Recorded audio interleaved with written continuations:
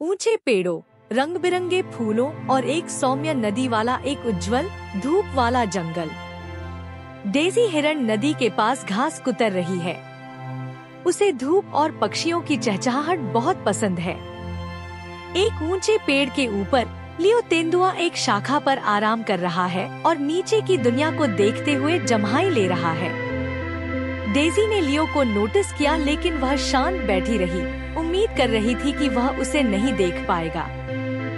लियो अपनी तेज नजरों से डेज़ी को देखता है और पेड़ से नीचे कूद जाता है, नदी के किनारे पास ही खिले हुए फूलों के साथ। लियो डेज़ी के पास जाता है और कहता है, हेलो डेज़ी, तुम हमेशा इतने डरे हुए क्यों दिखते हो? डेज़ी ने शर्माते हुए जवाब दिया, ठीक है लियो, तुम एक तेंदुए हो। अगर तुम मेरा पीछा करो तो क्या होगा?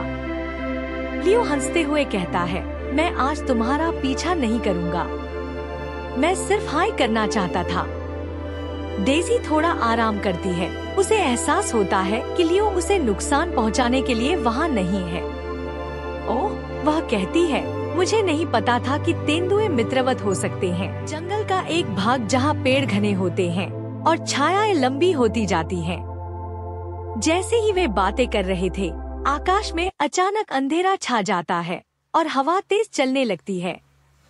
तूफान आ रहा है। हिरण घबराने लगता है, अरे नहीं, तूफान से नदी में बाढ़ आने वाली है, हम क्या करें? तेंदुआ शांत रहा और हिरण से बोला, मेरे पीछे आओ, मैं एक सुरक्षित जगह जानता हूँ जहाँ हम सूखे रह सकते हैं। हिरण तेंदुए पर भरोसा करता है और आश्रय की तलाश में जंगल में भागते समय उसका पीछा करता है, एक आरामदायक गुफा जहाँ वे तूफान से सुरक्षित रह सकते हैं। जैसे ही बारिश शुरू होती है, लियो और डेज़ी को एक सूखी गुफा मिल जाती है। हमने कर दिखाया, लियो अपने फर से पानी हिलाते हुए कहता है।